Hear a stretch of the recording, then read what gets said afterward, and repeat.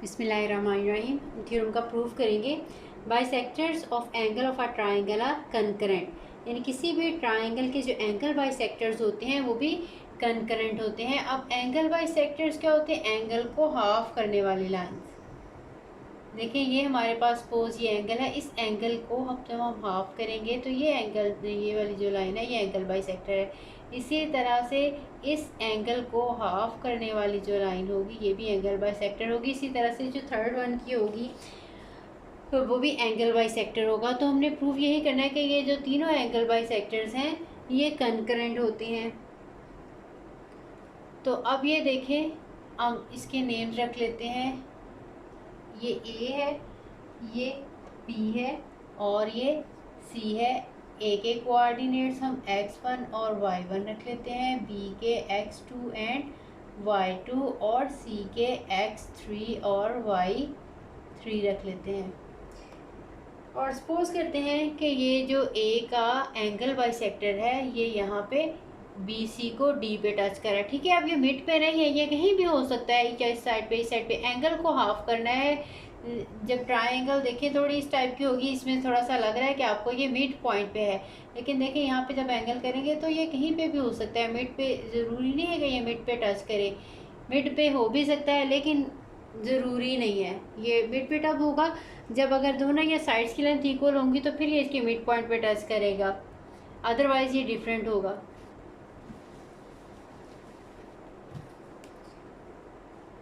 Start करते हैं proof. Let the coordinates of the vertices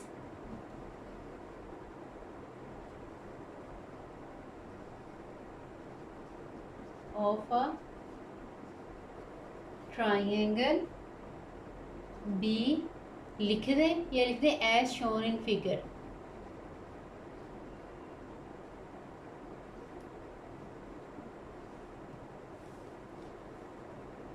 अब देखें हम मोस्टली ये जो ए की अपोजिट साइड होती है बी सी, इसकी लेंथ को हम ए जो है वो लिखते हैं स्मॉल ए। जो बी के अपोजिट लेंथ यानी ए सी होती है इसको हम स्मॉल बी के साथ डिनोट कर दें। इस तरह से जो सी के अपोजिट ए बी की लेंथ होती है उसको स्मॉल ए के साथ जो है वो डिनोट करते हैं। तो हम इसी तरह से सपोज कर लेते हैं। Suppose B C equals to A, CA equals to B and AB equals to small c। ठीक है, इसके बाद हम let the bisector of angle A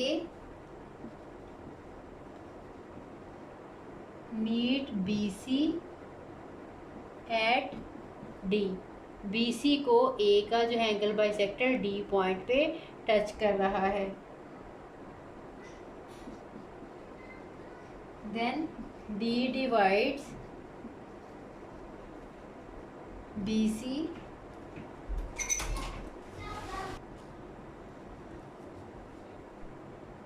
in the ratio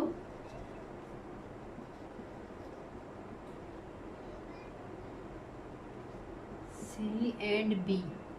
अब देखें ये जो बी सी को ये डी पॉइंट पे टच कर रही है तो जो रेशो होगी, अब देखें ये बी सी जो है ये actually this is small A, ये this is small C, this is small B. तो जो रेशो इनमें होगी वही रेशो इनमें होगी। ठीक है, एंगल जब हम हाफ करेंगे तो जो लाइन देखें इनको कोई भी एंड पॉइंट्स को ज्वाइन करिए तो जो रेशो इनमें होगी एलिमेंट्री ज्योमेट्री में पढ़ा हुआ है, इस साइड में और इस साइड में वही रेशो इसमें और इसमें होगी। तो इसमें क्योंकि सी और बी की रेशो है तो यही बी डी और डी सी की रेशो होगी।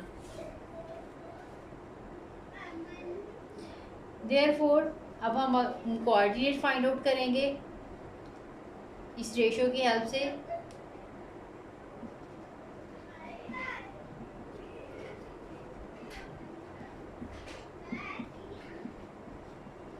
जो डी के कोऑर्डिनेट फाइंड आउट करने हैं, अब देखें इस पॉइंट को हम अपोजिट रेशो के साथ, यानी अपोजिट क्या, ये बी वाली रेशो के साथ, और इस वाले कोऑर्डिनेट को हम सी वाली रेशो के साथ मल्टीप्लाई करेंगे और total ratio C plus B जो है उसके साथ हम डिवाइड करेंगे इन्हें हम। तो अब हम डी के कोऑर्डिनेट्स फाइंड आउट करने हैं।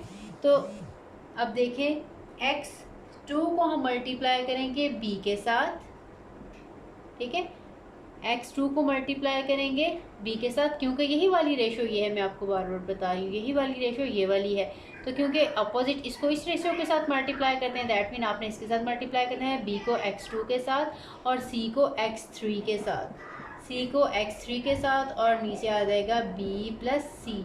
इसी तरह से जो इनके y कोऑर्डिनेट होंगे, b को y2 के साथ और c को y3 के साथ हम मल्टीप्लाई करेंगे और डिवाइड करेंगे b प्लस सी के साथ। अब हमारे पास जो है वो d के कोऑर्डिनेट्स आ गए हैं। अब इसी तरह से अब हम जो b का एंगल बाइसेक्टर है, ये हमने सपोज किया कि ए डी वाली लाइन को आई पे इंटरसेक्ट कर रहा है, ठीक है, बुक में ए सी लिखा हुआ है, यहाँ पे ए डी आएगा, ए डी वाली लाइन को जो है आई पे इंटरसेक्ट कर रहा है। अब हम इसके कोऑर्डिनेट जो है वो फाइंड आउट करेंगे।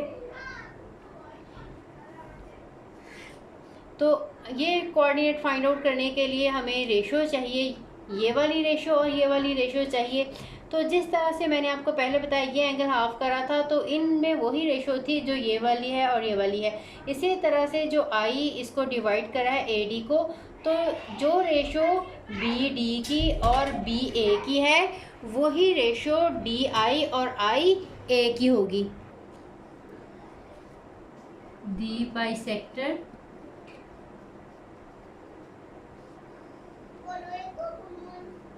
of angle B meet AD at I and I divides AD in the ratio C and BD। अब देखें ये जो है C है और ये BD है। अब हम इस BD का आंसर जो है वो फाइंड, अब देखें जो BD की और DC की रेशो थी वो C और B थी, ठीक है, BD और DC की रेशो C और B वाली थी। यही अगर हम इसको डिनोमिनेटर को न्यूमरेटर को इसको हम इंटरचेंज कर लें, तो यहाँ से हम देखिए इधर वाला फ्रैक्शन में इन्वर्ट किया, इधर वाला भी, तो लिख सकते हैं DC over BD is equals to B by C। Actually हम इस सारा काम इसलिए करें कि हमें BD की रेशो नहीं पता, हम BD की वैल्यू फाइंड आउट करना चाह रहे हैं। तो हमने ये BD over BC over BD लिख लिया। अब अगर हम इसमें BD ऊपर भी ऐड कर दें, यहाँ पे भी ऐड कर दें, यहाँ पे भी कोई, ठीक है, देखिए इसके न्यूमरेटर में भी कोई नंबर ऐड कर दें, इसके न्यूमरेटर में भी कोई नंबर ऐड कर देंगे, तो जाहिर है ये इक्वल ही रहेगा। तो यहाँ से मैं कह सकती हूँ कि अगर DC है, इसमें मैं BD ऐड कर रही हूँ,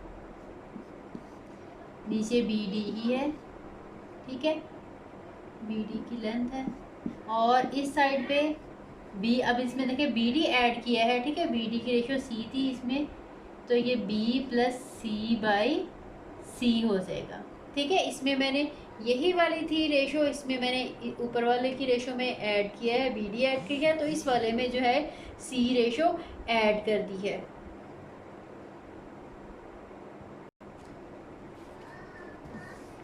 अब हम इसको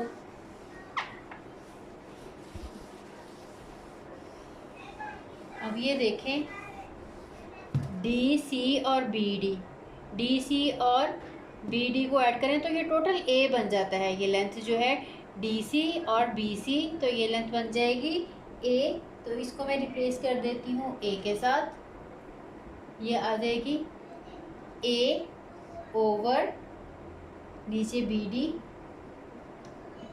और B प्लस C और नीचे सी आ जाएगा। ठीक है, अब मैं इस फ्रैक्शन को भी उल्टा लेती हूँ, न्यूमरेटर को डिनोमिनेटर, डिनोमिनेटर को न्यूमरेटर, दोनों साइड पे। तो तब भी ये वही बात रहेगी। मैं ज़रा आसानी के लिए बी डी ओवर ए और सी ओवर बी प्लस सी कर लेती हूँ। मैंने बी डी का आंसर फाइंड आउट करा है तो ए इस साइड पे मल्टीप्लाई हो जाएगा। बी डी इक्वल्स टू ए सी और बी प्लस सी आ जाएगा। इसका मतलब ये हुआ कि ये जो आई है ये इसको जो है सी और इसकी रेशो भी हमने ये फाइंड आउट की है, सी में और ए सी बाय बी प्लस सी रेशो में डिवाइड कर रहा है।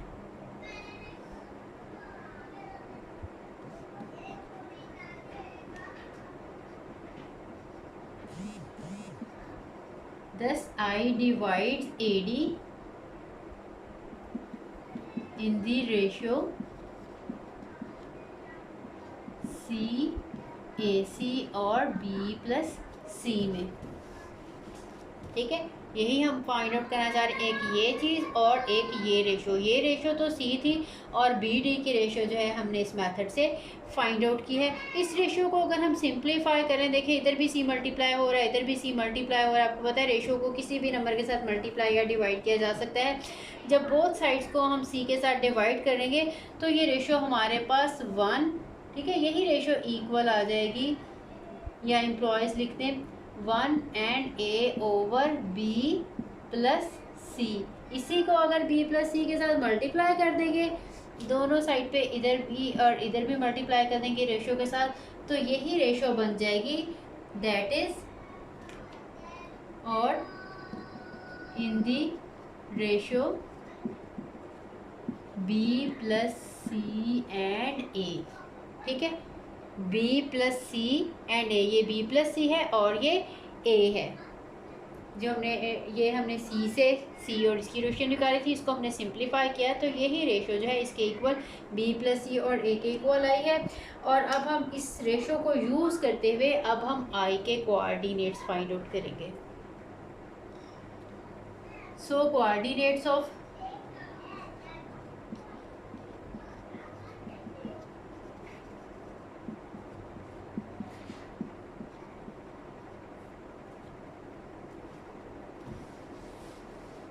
यहाँ से, ठीक है, ये मैं रेशियो रख लेती हूँ, हम इधर कोऑर्डिनेट्स इसके फाइंड आउट कर लेते हैं। आई के जो कोऑर्डिनेट्स हैं वो आ जाएंगे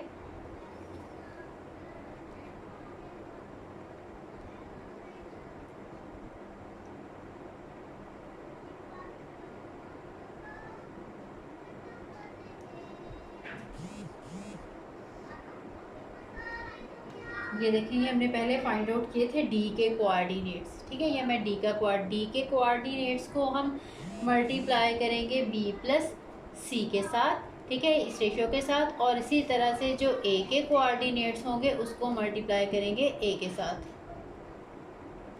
इसको मैं मल्टीप्लाई कर रही हूँ बी प्लस सी के साथ, ठीक है, और इसके अलावा प्लस इसका जो कोऑर्डिनेट x1 है उसको मैं मल्टीप्लाई कर रही हूँ a के साथ। ठीक है, ये दोनों रेशो सी हमारी, एक b प्लस सी थी और एक a थी, तो b प्लस सी को मैंने मल्टीप्लाई किया है d के कोऑर्डिनेट के साथ और a के x कोऑर्डिनेट को मल्टीप्लाई किया है a के साथ, और डिवाइड करना है इस टोटल रेशो के साथ b plus C plus a के साथ, या मैं इसको a plus B plus C कह देती हूँ। ये इसका x कोऑर्डिनेट है आई का, उसका मैं नाम सपोज आई का कोऑर्डिनेट x और y था तो ये मैं x ले लेती हूँ। ठीक है, ये अगर x और y है तो मैं x फाइंड आउट करी हूँ, बिल्कुल इसी वे में हम y जो है वो लिख लेंगे। अब देखें, ये b प्लस सी के साथ कैंसिल हो जाएगा, तो ये bx2 plus cx3 plus ax1 by a plus b plus C आ जाएगा, या इसको हम अरेंज करके लिख लें तो ax1 plus bx2 plus cx3 over a plus b plus C आ गया। और इसी तरह से बिल्कुल सेम वे में जब हम ये y फाइंड आउट करेंगे आई का जो है y कोऑर्डिनेट, तो वो आंसर हमारे पास आ जाएगा AY1 plus BY2 plus CY3 by A plus B plus C जो है हम कहेंगे the symmetry of these coordinate show that the bisector of C will also pass through the point, क्योंकि यही सिमेट्री से उन्होंने कहा जब देखें हम इसका भी फाइंड आउट करना चाहेंगे तो फिर भी यही पॉइंट निकलेगा। तो जस्ट हम ये लिख लेंगे, दी सिमेट्री आपको फाइंड आउट करने की ज़रूरत नहीं है, कर भी देंगे तब भी ठीक है। The symmetry of these coordinates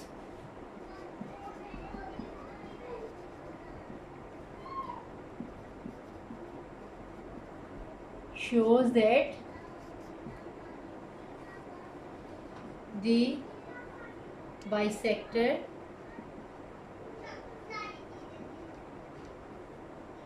of angle C will also pass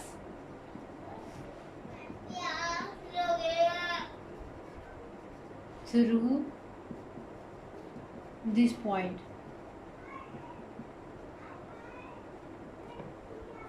Thus, the angle